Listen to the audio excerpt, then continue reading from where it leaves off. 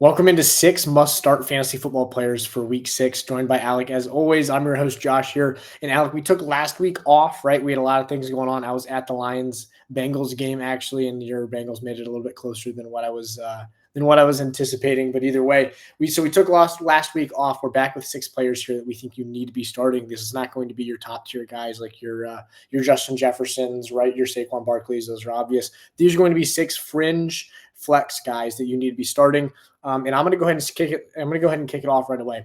And I'm going to go Michael Carter up against the Indianapolis Colts here. Now, there's a lot of things that come into play here that I really like.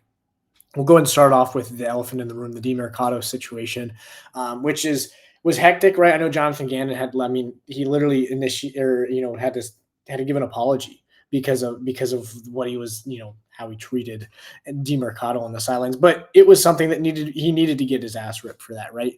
I mean, it's an inexcusable mistake to just drop the ball early because you want to celebrate. DeMercado, I would expect. I mean, I think he only had less than 5 touches this week. I wouldn't be surprised if he goes 0 for this week. I wouldn't be surprised if he doesn't step on the field.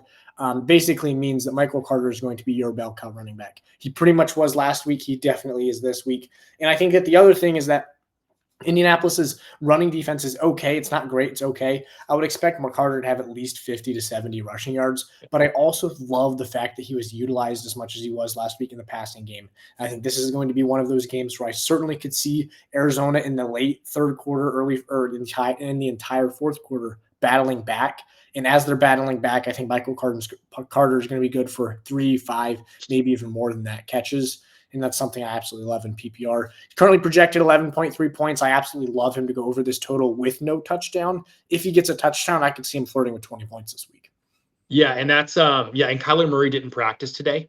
So yeah, I mean, if Jacoby Brissett's the QB, I mean, he's going to get multiple checkdowns easily too. Yes. Yeah. I mean, probably want to drive almost. Like, yeah, if you don't have a third down back, and every single running back target is going to go to you, Michael Carter. I mean, McBride's obviously going to have a ton of targets as well. But yeah, if no Kyler Murray, which I wouldn't read into it, this being recorded on Wednesday, I wouldn't read into that too much until tomorrow. Yeah. If he gets a limited participation tomorrow, he's going to play. But if he gets a DNP tomorrow, then I would actually start to think that I don't know how much that affects Carter's overall projection. Because as you gain a little bit, you're going to lose a little bit too, because your likelihood for a touchdown is going to go lower. But either way, I think his floor is pretty much 11 points is what he's projected. Yeah. So my guy here, I'm going to go Quinshon Judkins. Kind of crazy to look back on this guy and know that we got him in like the 9th round in most drafts, just because of, everything that was going on with the, domestic case that was going on in the offseason. But he's projected 15.78 points this week. You basically draft him as like an RB4, and he's going to turn into your RB2. He's a must start from here on out, really, regardless of the matchup. I feel like this matchup's pretty tough this week for Pittsburgh, and he's still almost projected 16 points. He's like the true bell cow in this offense, and he is going to be. I think he's gonna hit this week. Last week he had a 50-yard touchdown called back because of a hold, and he still had 80 rushing yards. So I think he's just locked and loaded as a bell cow now. Yeah, and the other thing that I think is crazy is that, like you said, the matchup against Pittsburgh isn't great. The 3 games that he's played, right? So I wouldn't count the first game he played against Baltimore, because I think they said he's going to play 10 to 12 snaps, and he had 13 touches that game. So obviously did not fit that. But after his first game that he played, when he kind of established himself as the true RB1 on the Browns team, he's had 3 very difficult matchups, right? I mean, Green Bay, Detroit, and Minnesota all have very good rushing defenses. And he's ran for 80 plus on all 3 teams, including 100 plus last week at 9:30 in the morning. So I absolutely love Judkins. And last week was kind of my telltale of, okay, if you're going to run well again, then I no longer care about the matchup. You're no longer a matchup independent running back. You're in my team unless you're hurt or on a bye week. And I don't care what the matchup is. I don't care. And I mean, he's looked great. So I think the other thing is, as you start to have some different quarterbacks come in, right? Flacco's maybe a little bit more comfortable pushing the ball downfield than Dylan Gabriel or Shedeur Sanders would be. And obviously Dylan Gabriel's the starter right now. I wouldn't be surprised if Judkins is receiving, overall stats and role in the receiving game starts to increase as well. So no, I love Judkins. And like you said, not a great matchup against Pittsburgh, but he's proven that the matchups don't matter to him. Yep. So going over to my second guy here, I'm going to go to the receiver position here. I'm going to go Stefon Diggs. This is a guy that we were on earlier in the year. And he's up against the New Orleans Saints here, which isn't I think they have the 9th or 10th best, passing yards or passing defense. But I think a lot of that is because they haven't faced a team that really needs to throw the ball late in the game. A lot of times you can just run the ball out against the Saints. So I think what Diggs did last week, I understand it was an emotional game, Sunday Night Football against your former team. I understand he maybe had a little extra emotion going into that game, but Diggs showed that he has returned to the form that he was pre-ACL injury, and it's not a problem. But the Buffalo Bills secondary is not a great secondary by any means. They're not an atrocious secondary, right? It's not a secondary that reminds me of like a Baltimore or Jacksonville right now. So I absolutely love Diggs against New Orleans. I think that what Drake May has shown is that he is extremely competent. He is capable, and he's going to be a stud in this league. And when you're going to be a stud and you're taking that big step, I think finding a receiver that you can really, really trust and that can be your go-to guy is so important. And right now it's Stefon Diggs. I mean, he showed that last week. The big win that Drake May led the Patriots to, he leaned on Stefon Diggs a ton. 12 targets, 10 catches, over 120 yards last week. I think Diggs is going to have a great week again. He's projected 14 points. I think he's going to hit that without a touchdown, kind of similar to Michael Carter. He's going to hit his projection without a touchdown very comfortably, I think. And with a touchdown, he's going to go 20 plus. Yeah, it's the second week with 10 plus targets too. Yep. He's just getting back healthy. I think this is a smash play this week. I really like this. I really like Diggs this week. Absolutely. Yeah. So my second guy, I'm going to go Rachaad White here. He's playing the Niners. So Bucky Irving didn't practice today. I don't think he's going to play this week again from all the reports kind of coming out.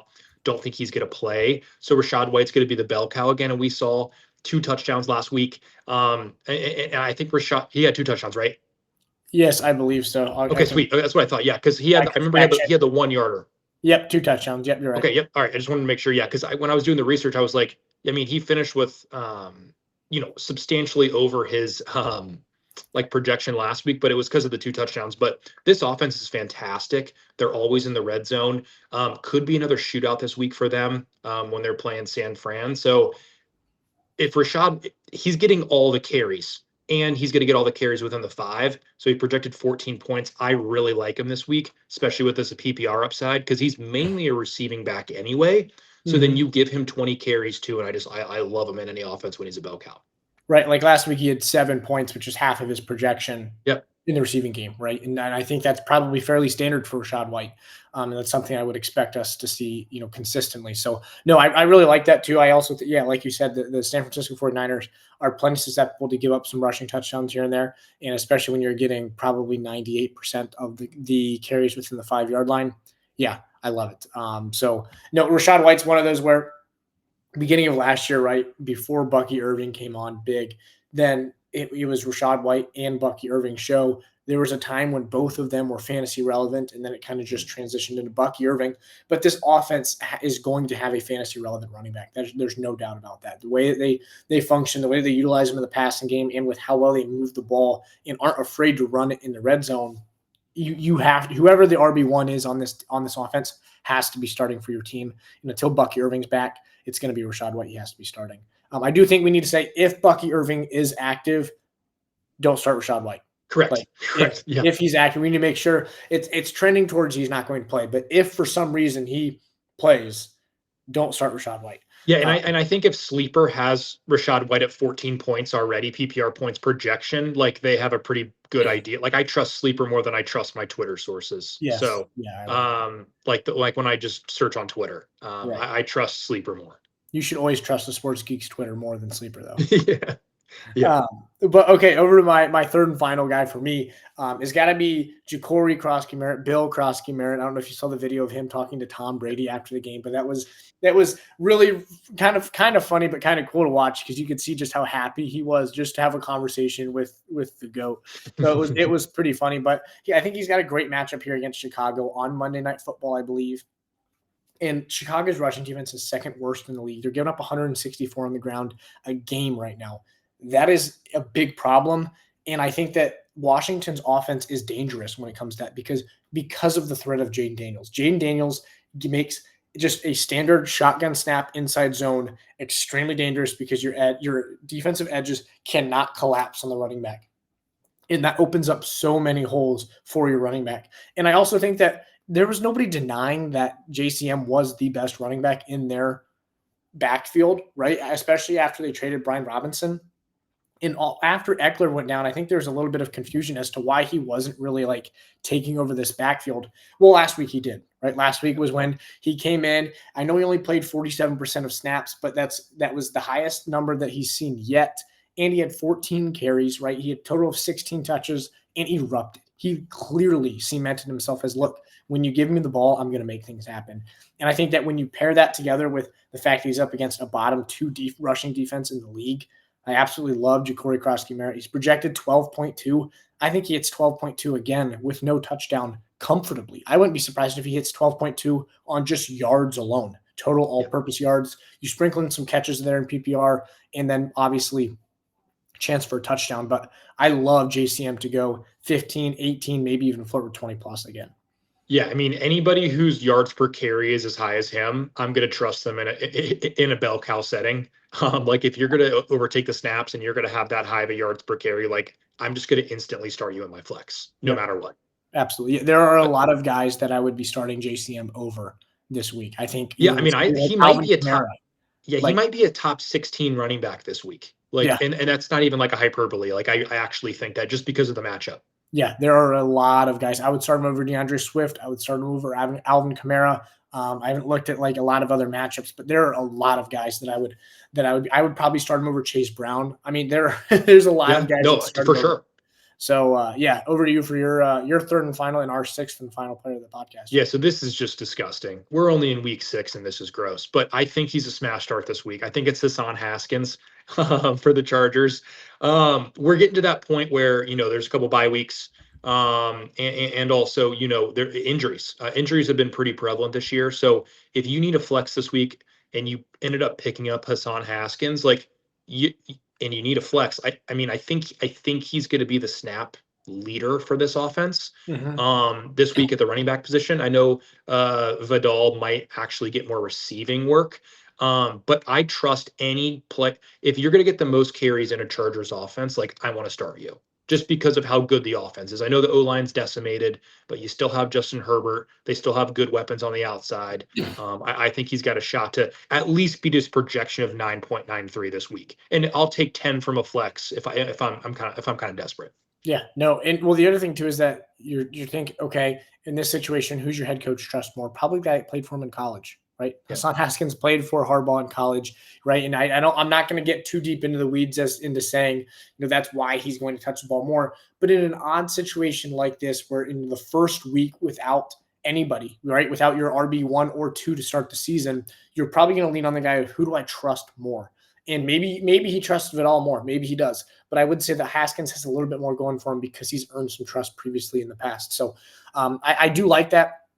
Kind of monitor the Vidal situation. Maybe they come out and say, hey, Vidal's going to be our starter. Haskins is going to be our power back. If they come out and say anything like that, obviously be aware of it. But I would agree.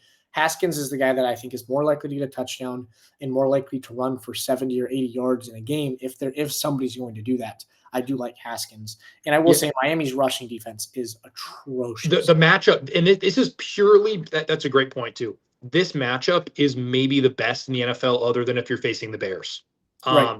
And maybe even better than the Bears. Rico Dowdle ran for 200 plus yards. 200 yards in a game. 200. Yeah. I mean, he went Jay Ajayi mode. On the Panthers, he ran for 200 yards when he's on the Panthers. It's not even like he's on, like the prime, Ravens a couple years ago when Gus Edwards is running for 130. It's like he's doing on the Raven or on the freaking Panthers. Yeah. And the Panthers, without a great offensive line, without a great running scheme, there's a reason why Chuba Hubbard is not averaging 90 to 100 yards a game, right? And don't get me wrong, Chuba Hubbard's a valuable fantasy player, but the Chargers' rushing attack is significantly better. I from here on out, whoever the RB1 is that's playing against the Miami Dolphins, until we get burned by it, will be a must-start player. And it's kind of one of those where I say until we get burned. I don't expect us to get burned. I have no intentions and have they've shown me nothing to sit here and say I don't think every single running back is going to run all over you. They don't swarm to the ball. They are terrible at reading the offense, and they just look like they don't care about playing football right now. And when you look like you don't care about playing football, one, you probably don't, but two, the offensive line moves you so much easier. Like if you're not locked in and motivated as hell to get a push in your front seven, you're not going to get it. And when you don't get it, it's going to be chunk plays of 7, 8, 10, 12, 7. And when you go all the way down the field like that, it's going to be just fantasy heaven. Yeah, and also like Tyrell Dotson, who's their green dot on defense, he got injured last week, so they might be down him. Their edge rushers literally cannot stop the run, and they're starting a rookie nose tackle. So it's like, yeah, I'm gonna just play whatever running back's playing against them. Right. Especially if, I would agree with that. But those are 6 guys here that you need to be starting this week. If you have 2 or 3 of them, you're in for a good week, and have fun choosing whichever one you'd like. For that, maybe drop a comment as to which one you think you're going to start. But other than that, this has been the Sports Geeks podcast. They play, we talk. Thanks for watching, guys. Peace.